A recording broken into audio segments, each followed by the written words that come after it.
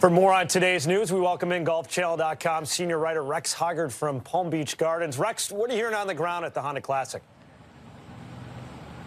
George, you've covered this tour a long time, so you know this as well as I do, that historically players really don't pay attention to anything that happens outside of the ropes. They're usually very, very insular. But I will say these are different times, and I think players understand that. As a matter of fact, first thing this morning when I walked out on the range, I had a player ask me what the latest update was on the antitrust lawsuit. So even though they may not get the legal particulars, they know that whatever the outcome is, it could change their tour for good. And one player that does seem to pay a little bit more attention than others was Billy Horschel, and he met with the media on Wednesday at PGA National. I have been aware of it probably more last year than it has this year. I know something happened this week where I think Saudi Arabia was trying to, say they were sovereign immunity and they didn't have to, do a deposition and do all that. And I've realized that that was their claim was dismissed. So now they're going to have to supposedly do a deposition. Whether they really do or not, it's a different story. But yeah, I'm not very up to date on everything. I know there's a lawsuit over in the UK. I don't think that's been decided on. I know that's started over in Phoenix Week, so it's been 2 weeks now of that, I guess, going on, and I think that's going to be a big ruling. And the way things play out, I think if LIV Golf loses that, I would be hard pressed to see them winning this lawsuit here in the U.S. Whether they continue to go on forward with that, if they lost that one in the UK, would be an interesting play, but it'll all play out the way it's supposed to. I think I've come to the realization, and I've always been at this realization that I think I said in Scotland, I have no problem with competition. I think competition makes people play better. I think it makes businesses, improve what they do. I think as we've seen, because of LIV, the PGA Tour has finally made changes to their product model, and what's going to come in 24 is going to be really exciting, I think, for not only the players, but for the golf fans and for the sponsors and partners of the PGA Tour. So I'm fine with LIV doing their thing and PGA Tour doing their thing, and let's compete at it, and let's see who's going to be the best at it. I'm pretty confident in the PGA Tour product model and the players that we have, that we're going to always be on top no matter what happens. Now, the hearing Billy was referring to was actually an arbitration hearing in London 2 weeks ago, and we actually expect a ruling on that very, very soon. And it's all part of what's turning out to be a very busy legal season in professional golf. George? Thank you, Rex. Busy legal season, to say the least, with what we've seen unfold so far. Your reaction to what Billy had to say and thoughts going forward?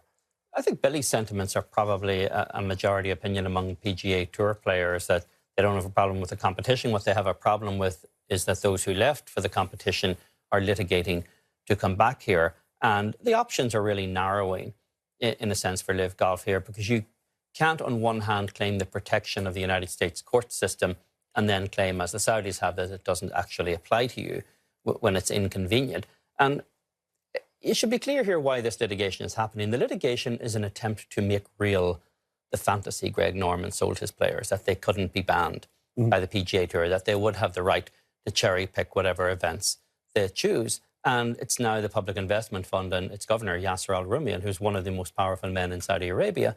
They're now on the hook for what is essentially Greg Norman's folly here. And there are options for getting off that hook, particularly with today's decision, are really narrowing fast. And it seems like with all the messaging that Greg was sharing with LIV players, initially they thought that they would be able to play both tours or return after a certain period of time to the PGA Tour if they so choose. With the PGA Tour having the upper hand, you're going to hear the sentiments that Billy just said echoed by all his fellow PGA Tour members. On the other side of the coin, I think if you talk, and I tried texting a couple buddies who play with LIV, and it wasn't on their radar. They're in the middle of an event right now. I think if you talk with players and agents who are with LIV right now, they're going to wait to the very end until there's some type of resolution to then opine on, was the decision worthwhile? Was it the right decision? Because right now it's still in the process of kind of percolating until we have some finality, but it does seem clear that their legal recourses are shrinking at the moment. They're kind of getting backed into a corner, and it seems like we're going to be spurred to some type of conclusion in the coming months. This is the problem with having one benefactor who's financing the tour, is when those benefactors' other interests, in this case, the public investment fund's investments, both known and stealth. When that exposure becomes a danger for that benefactor, then the odds that they will continue to set money on fire in support of this project seems unlikely. I mean, that reckoning is coming fast. And Judge Beth Labson-Freeman has made clear that she's not going to mess around with the schedule here. She's keeping the pressure on in terms of moving this process along. So that's just going to hasten the reckoning. So what we're seeing here is that the US court system is not just another prop for LIV Golf, that there are consequences to filing litigation. What do you think will ultimately happen? I think at some point the Saudis are going to look for a way out. What impact that has in terms of the long-term future of LIV Golf remains to be seen. But if you're Greg Norman, if you were Greg Norman with peripheral vision, you would feel as though you're in a very tight pinch right now. But Greg's not exactly known for his peripheral vision. Well, and it is amazing when you look at the entire scale of the public investment fund. I believe it's a $600 billion allocation. For LIV, it's $1.5 billion. So you break that down, that's 0.25%. It's a very small piece of a much larger play.